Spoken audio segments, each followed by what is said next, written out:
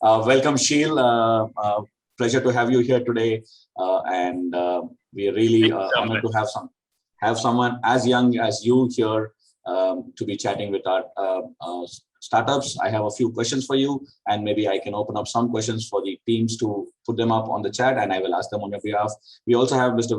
Mishra, whom I have named Mr. Patient after what happened yesterday. So thank you so much, Mr. Mishra, for getting Sheel for us. Sheel, why don't we start with your story from your own mouth? How did your family end up in the United States, and how has life shaped you? Yeah, well, first of all, it's a real pleasure to be here, guys. You know, Ty has been instrumental in the ecosystem, in the entrepreneurship ecosystem, frankly, globally, and so it's a real honor to be here. My story is I would say the story of many sons and daughters of immigrants. You know, my parents are from Delhi, or right outside of Delhi. My mom from MP and my dad from UP, and they both came here to America to achieve their American dream, right? Through hard work and perseverance. Once they got here, they were able to achieve that dream, which allowed my younger brother and I to really, frankly, to get the opportunities that we've had so far. I was born in San Diego. We moved around a lot as a kid: Houston, Michigan, New Jersey, upstate New York. And then I went to Stanford and got really inspired by entrepreneurship, as so happens at Stanford. You know, I feel like they taught us that capitalism can be an amazing means of social change if done correctly. And I realized that that's what I wanted to do. I wanted to help build companies that were transforming society, that were creating jobs, that were moving the world forward in a little way, but in aggregate, a big way. And so I did everything I could to, you know, first get into the entrepreneurship world, and then over time get into the venture capital world. I worked at a company called Skybox that was later bought by Google, and then became a venture capitalist. I worked at two firms, Bessemer Venture Partners in New York, and then a firm called NEA out on the West Coast. And what really drew me to Bessemer in the first place was they were investors in a company called Sheel Tyle. And Sheel Tyle is really the company that inspired me to get into venture. For those who don't know, Sheel Tyle was the company that brought the mobile phone to Africa. Pre-Sheel Tyle, a woman having a kid in Lagos, Nigeria had to yell for help. Post-Sheel Tyle, she could just pick up the phone and call. And, you know, as I studied that company and that innovation and other innovations in companies like it, I realized that many of them shared a common story. And that common story was the fact that often there was a group of supporters.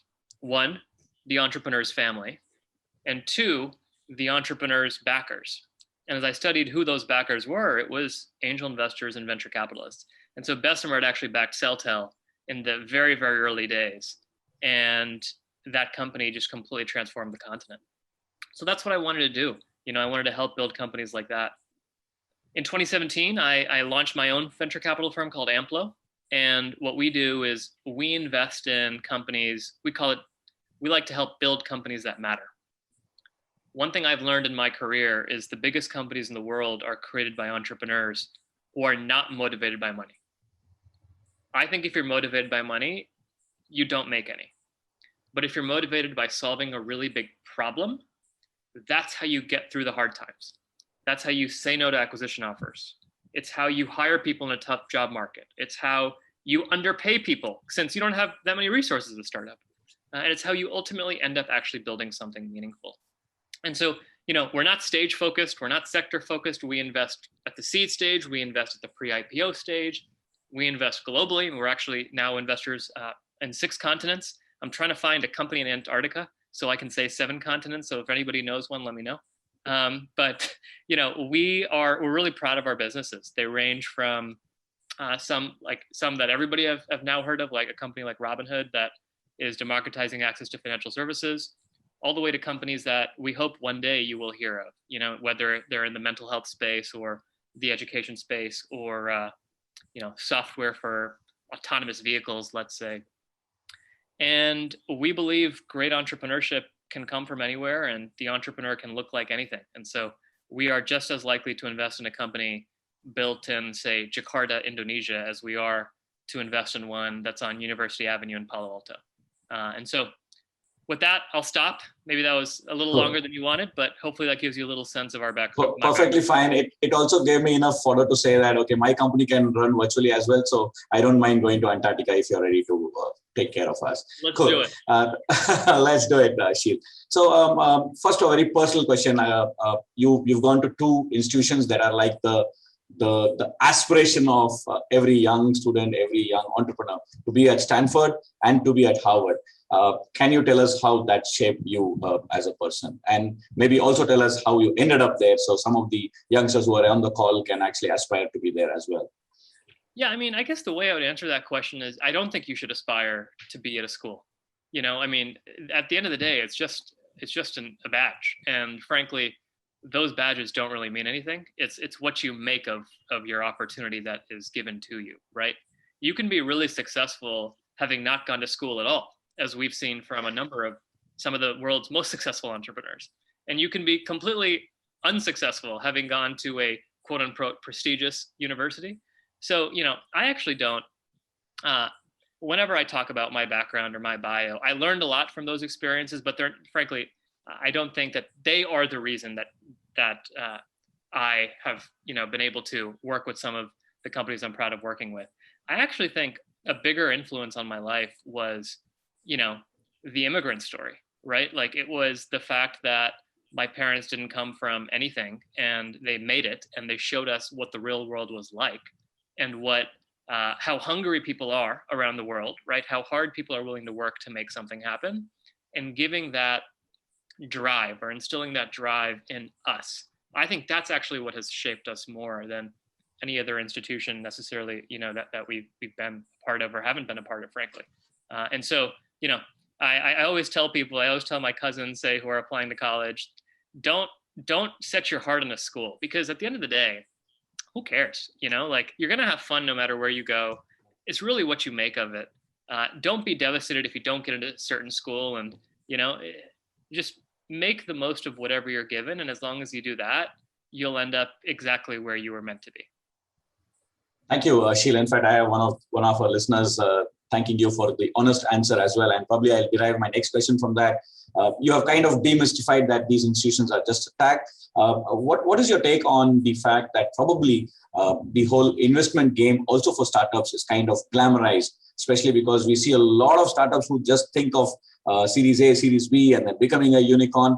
Probably this is my take on it, that it's kind of too glamorized. What is your take on it from the perspective of a venture capitalist? Yeah, no, it's a great point. It's funny. I often tell my entrepreneurs, don't celebrate a financing round, because a great chef never celebrates when he or she gets the ingredients to make their meal. It's supposed to be the end product that you celebrate, not the fact that you went to the grocery store.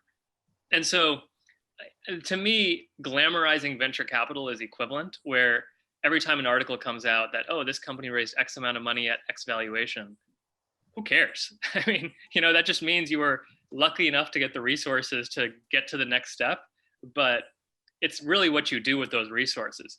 To me, the companies that I'm most inspired by are the companies that were not able, were able to give up as little as necessary to investors, right? That they're the ones who bootstrapped.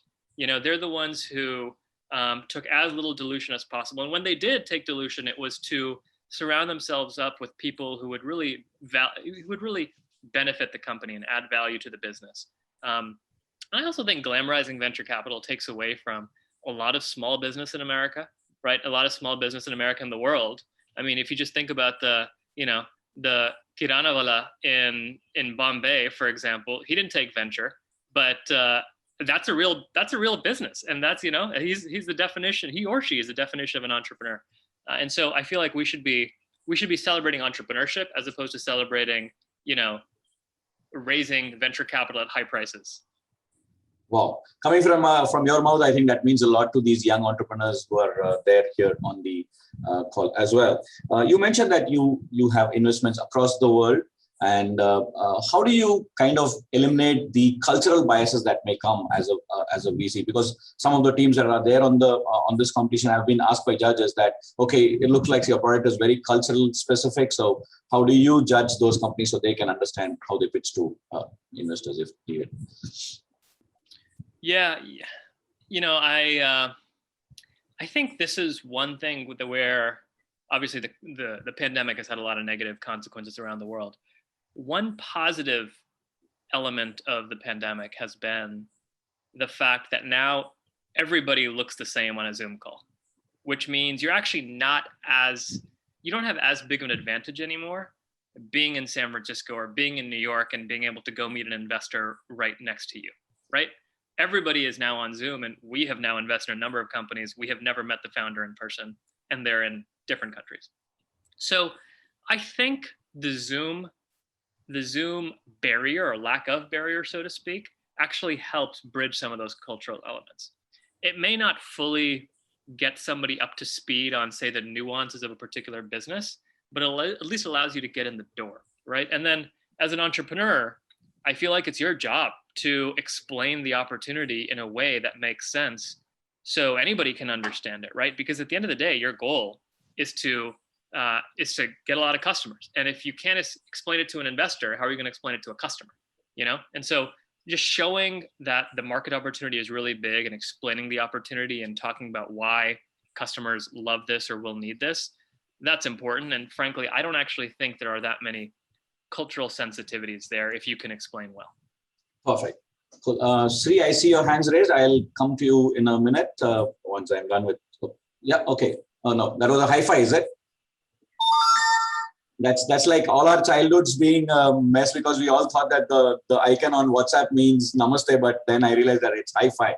Cool. So Sheel, marriage is a metaphor that I keep using when I speak to people about entrepreneurship and investment. And now that you're fresh, just of taking that the second biggest risk of your life, I use this metaphor saying that getting an investor on board is like a marriage. If you get the right one, it's great. But if you get into the wrong one, it's messy.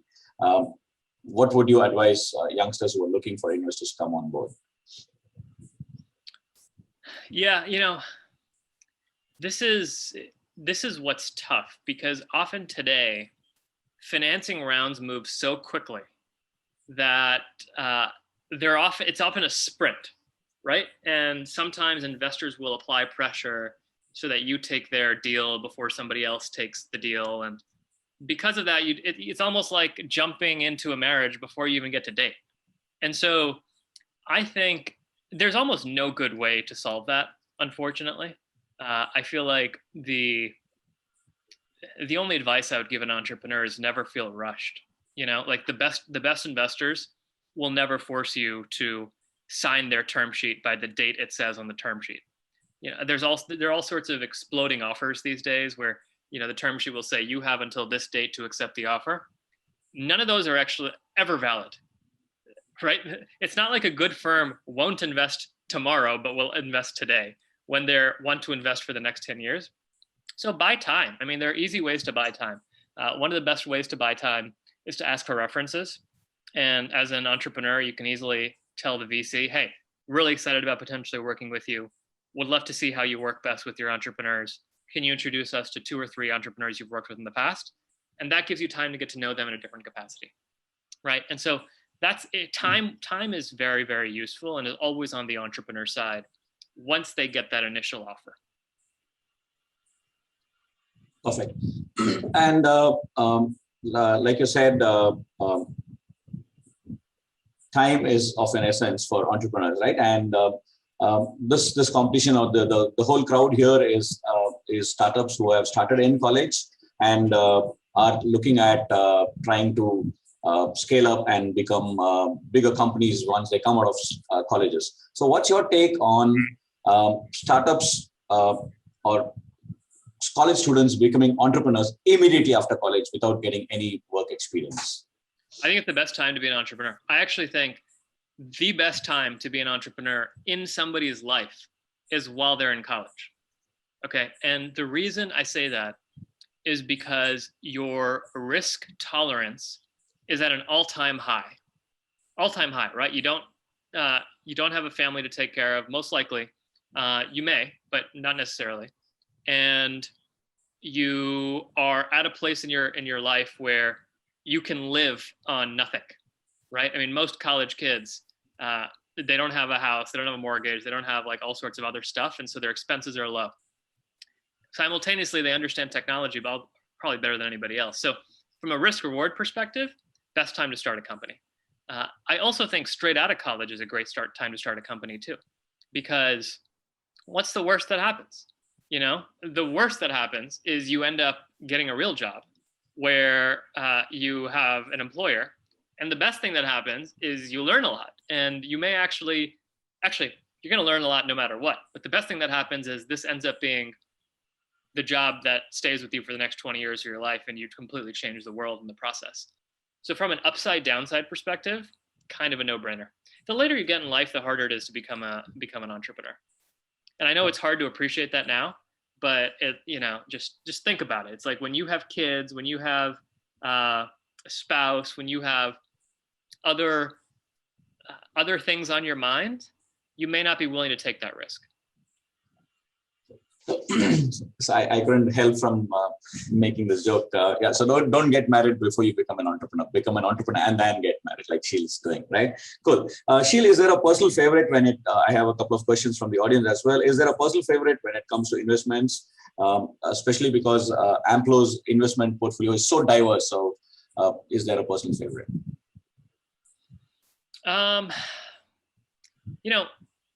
Not really. I mean, I often said, so this actually, I'll answer this question in a little bit of a different way.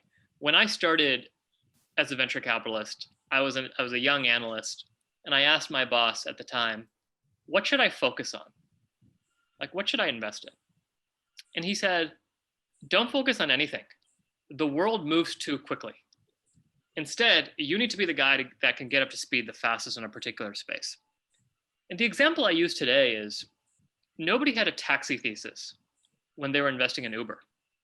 I didn't have a brokerage thesis when I was investing in Robinhood. Like, these are just companies and ideas that emerge from amazing entrepreneurs. And when I happen to stumble across them, or when other VCs happen to stumble across them, our goal is to get up to speed as quickly as possible. You know, if we are smart enough to come up with the idea ourselves, we should be incubating the company as opposed to investing in the company. And so I think that's why we take a stage agnostic and a sector agnostic approach, because I feel like we are cognizant of the fact that we don't know where the next generation of innovation will come from. I mean, did anybody know about crypto 10 years ago, right? Like, crypto didn't exist, and now it's a multi-trillion-dollar sort of asset class, irrespective of one's opinion. So it's hard for us to know where the world is going. Perfect. So taking again a lead from that question as well, during these workshops that we had at the Thai University, there were a lot of young entrepreneurs who were asking this question. Some judges and some mentors are telling me to put the team as the first slide. Some are telling me to focus on the idea and not on the team. Some are asking us to focus on the numbers because that's what gets investors excited. What would you say? Based on your experience, as to, is it pure instinct that you invest on? Do you invest on the team, or do you invest on the idea, or if there's a proportion, if there's a magic sauce to it, if at all? Yeah, it's hard. I mean, every investor has their own ranking of sort of team, market, and product, right? Some people believe the team is fungible. Other people believe as long as you're attacking a big market, that, that's all that matters. Others are like, market and team doesn't matter as long as the product is killer. So everybody has their own opinion on this. I would say my opinion on this is team and market matter the most. Like, as long as the team is world-class, as long as they're attacking a big market, the product will actually sort itself out. But I have instances in my own career where that's totally wrong. Like, the product has been what's won and the team has just been lucky. And then I have other instances where the market was wrong, but they pivoted into the right market. So it's hard to know. I mean, my advice would be, don't take anybody's advice on this. Do what's comfortable for you, whichever you feel is the strongest element of your pitch, showcase that at the beginning, right? And then remind people at the end. Know that everybody will care about team, market, and product, but which order it goes in, I think, is really up to you. Awesome. Thank you for that answer. So let's get a little personal. What's on your reading list, Sheel? And what are the books you liked, and what would you recommend these youngsters to read? I actually, I don't read. I used to read a lot of entrepreneurship books, but like I read Shoe Dog by Phil Knight, for example, and thought that was a really, really good book. But I have started to read stuff that has nothing to do with entrepreneurship, because I actually feel like you learn. A, it's interesting to learn about stuff outside of entrepreneurship, and B, I've actually found it can be applicable, right? Like just thinking about how one thinks, or how, say, a great politician took risk in his or her career to achieve what they did, or an amazing doctor, how he or she navigated the world of their hospital or outside, is interesting. I mean, I feel like you can learn similar skills across different fields. And just an example is, raising money as an entrepreneur. There are similarities to raising money as a candidate for Congress. And there are similarities to, raising money as a CEO of a nonprofit. In fact, arguably those two are harder, because in one case you get a tax write-off, the other case you don't get anything. And at least with a venture capitalist and an entrepreneur, you potentially get to make multiples on your money, right? So it's like you can actually learn things from reading about completely other things. So I'm just like looking over to my bookshelf right now. I checked out a few books the other day. So one book I just checked out is called The Undying, which I believe is the story of a doctor, although you'll have to check me. And then another is a book called Titan, which I think is the biography of I want to say Rockefeller, although I'll have to look. So that's the type of stuff that I check out, and want and hope to read. Thank you. Cool. In terms of you, yesterday one of the speakers was talking about not having had his biggest failure. So let me rephrase this. Has there been an investment that has misfired, and what have your learnings been from that as an investor? There have been tons of investments that I've misfired on. I mean, it depends on how you define misfired. Like I have not fired and regretted it. I remember going to, there have been so many examples of companies that I could have been more involved in and didn't for whatever reason. And at Bessemer, we call that our anti-portfolio, of instances where we had the opportunity to invest but didn't. I mean, just little examples like I went to the launch party of Snapchat because the founder, Evan Spiegel, was a classmate of mine at Stanford, and it was right around the Rose Bowl. So, the company was built in Venice, California, and the Rose Bowl is in Pasadena. And so he actually hosted the Rose Bowl, like sort of New Year's party during the Stanford, Wisconsin, I still remember. And I remember a lot of us thinking, thank God we can go to this party without having to invest in the company, right? And we were all wrong. I don't even know if we would have had a chance to invest in the company if we wanted to, but just the fact that our mindset was totally off is terrible. Another example is Ola Cabs, the Indian Uber, so to speak. I remember Bhavish. I was introduced by another entrepreneur, and when I was an associate at my last venture capital firm, and to this day, there's only one entrepreneur that has sat in my associate office, which is the size of a shoebox, and it was the CEO of Ola Cabs. And so we had an opportunity to invest in that at the earliest round and just didn't. So I have tons of examples like that of instances where I let other people make a lot of money. But no, I'm joking. But I also have had a number of instances where I have invested and the company hasn't worked out, right? And often it has to do with situations where the market has turned, or where there wasn't product market fit, or a regulation may have changed that caused the business, say, to not work anymore, or a big behemoth came in. I'm specifically thinking of one of my e-commerce companies where a big company came in called Amazon that just blanketed the market and made it tough for a startup to compete. So there are instances where, things happen outside your control, but that's why, right, as a venture capitalist, you need a portfolio approach to these things. Perfect. Thank you. So my last two questions, the jury have come back as well, and we are on time. One, there are other audience members here who are not startups, who are not young startups, college startups, but they're probably TIE members and charter members who would want to become a venture capitalist. So what's your advice to them on how does one become a good, successful venture capitalist? So I think you can be a VC anytime in your career. I mean, I happened to do it earlier in my career, but that doesn't mean it was the right move. And it doesn't mean that's what I would recommend to people. I feel like really the answer is, how do you become an investor, right? Because venture capital is just a mode of investing. You know, I think it's important to learn and be an investor no matter who you are, up and down, say, the stack. And that includes private companies, it includes public companies. And for that, I would say, because by the way, these days, those lines are blurring, right? I mean, you'll see the biggest hedge funds in the world now starting to make private startup investments. And then you'll see venture capitalists now starting to invest in public companies. And then there's SPACs. And so everybody's doing everything. So what I would tell you is, you know, if you're interested in, say, investing, there are a bunch of awesome books about investing. And I would read books ranging from, you know, books about the public markets and like read Ben Graham's book, The Intelligent Investor, or Seth Klarman, the founder of Amplo, wrote a great book. Read stuff like that about, say, value investing and public market investing, and then read books like 0 to 1 by Peter Thiel, right? Or more entrepreneurship type books. And you'll learn a lot from each, you know?